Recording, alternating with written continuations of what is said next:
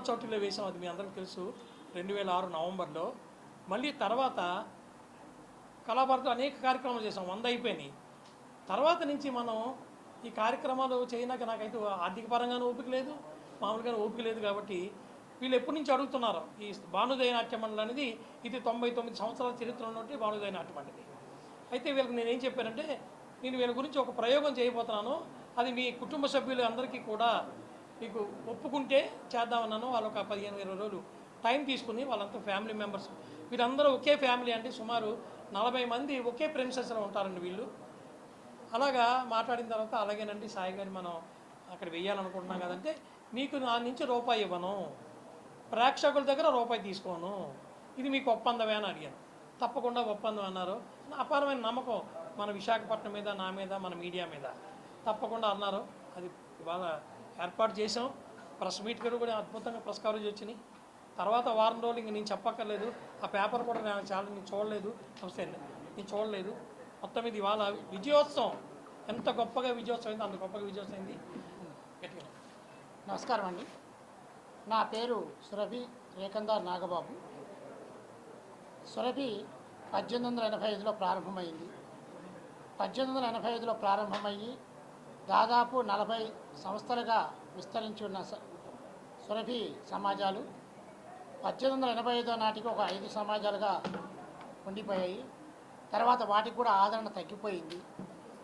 Ticket వేసే నాటకం వేసే పద్ధతి మా పూర్వీకుల నుండి కేవలం, ఎందుకంటే వృత్తి కళాకారులం కాబట్టి దాన్ని నమ్ముకొని మేము జీవనం సాగిస్తున్నాం. ఆ 5 సమాజాల్లో మాది భానుదయ నాట్య మండలి. గతంలో మా సురభి సమాజాలు ఎన్ని ఉన్నప్పటికీ కూడా ఎక్కడైనా ప్రోగ్రామ్స్ వేయాలి అని అంటే అందరం కలిసి, మేమందరం ఒక్కటే అని కలిసి దాదాపు 100 మంది 120 మంది కూడా కళాకారులను కలిసి ఒకటే వేదిక మీద నాటకాలు వేసిన ఆ ఒక్క ఉమ్మడి కలయిక అనేది మాకు బాగా ఉంది. ఎందుకంటే నాటకం ముఖ్యం. మామూలుగా ఎవరైనా యాక్టర్స్ పరంగా వేసుకుంటే నా వేషం బాగుండాలి, నా కావాలని అనుకుంటుంటారు. అలాంటిది సురభిలో ఉండకుండా ముందు నాటకం బాగుండాలి, నాటకం ప్రేక్షకుడు కుర్చీలోంచి లేవకుండా మనం ఆకట్టుకోగలిగితే ఈ సురభి ఇప్పటికి 140 సంవత్సరాలు. ఈ మా నమ్మకం ఏమిటంటే, ఒక్క పైసా తీసుకోకుండా నాటకం చేస్తాము అని అంటే మన ప్రజలు ఆదరిస్తారనే అపారమైన నమ్మకం మాకుంది. ఎందుకనంటే దాదాపు సురభి నాటకం అనగానే ఆ చెవులో పబ్లిసిటీ లోపం, కానీ పబ్లిసిటీ ఉంటే మాత్రం ఆ చెవులో పడి సురభి నాటకం జరుగుతుందని ప్రత్యేకంగా బాగా ఇష్టంగా మమ్మల్ని ఆదరిస్తారు. ఆ నమ్మకం మాకుంది. కాబట్టే ఈ సురభి ఇన్ని రోజులు 140 సంవత్సరాలు బతకగలిగింది. ఇంకొక 200 సంవత్సరాలు అంటే ఇంకొక 60 ఏళ్ళైనా బతకడానికి ఎటువంటి ఇబ్బంది ఏమి లేదు. ఎందుకంటే ఇటువంటి బారంగి సాయి గారు లాంటి మీడియా మిత్రులు ఈరోజు ఇంత అద్భుతంగా జనాలకు ఈ వేసిన 5 రోజులు 7 రోజుల నాటకాలు జనాలకు వెళ్ళిందంటే మీడియా చాలా కవరేజ్ చేసి ఈ విజయానికి చాలా కారణమయ్యారు. మీకు అందరికీ, మీడియా మిత్రులందరికీ మాకు ధన్యవాదాలు తెలియజేస్తున్నాం. సినిమా అయితే కనుక పాటలో ఏవో ఒకటి ఉంటున్నాయి, కాకపోతే అవి ఏంటంటే మనకి కంటిన్యూగా ఉంటాయి. ఏదో సురభిలో అయితే కనుక every scene, each and minute ఖచ్చితంగా సీన్కి ఒక ట్రిక్ సీన్ అనేది ఉంటుందన్నమాట. దానివల్ల నిద్రపోతున్న ప్రేక్షకుడు కూడా లేచి మరీ సురభి ప్రోగ్రామ్ని చూస్తారు.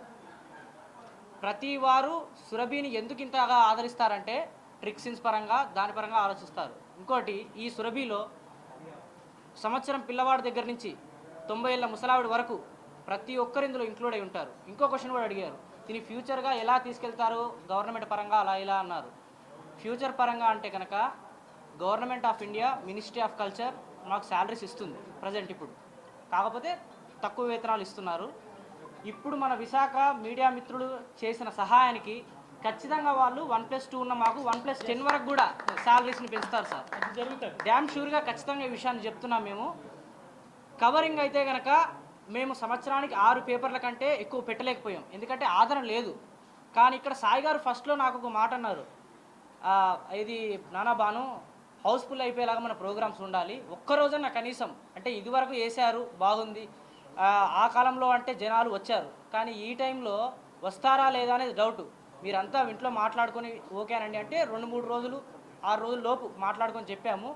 ఆయన ఏమనుకొని సంకల్పించి ఈ ప్రోగ్రామ్ని స్టార్ట్ చేస్తారేమో కానీ లాస్ట్ రోజు నిన్న మాయాబజార్ అప్పుడు 70,000 వస్తే కనుక కనెక్షను ఇప్పుడు 75,000. ఇదంతా మీడియా వాళ్ళ ప్రోత్సాహం. హౌస్ఫుల్ బోర్డు పెట్టేశారు. అందుకు ప్రత్యేక ధన్యవాదాలు తెలుపుకుంటూ మీరు చేసిన మా మేలుని మేము మర్చిపోలేము కోరుకుంటున్నాం సార్. ఎప్పుడు మీరు మాతోనే ఉండాలి, మేము మీతోనే ఉంటాం.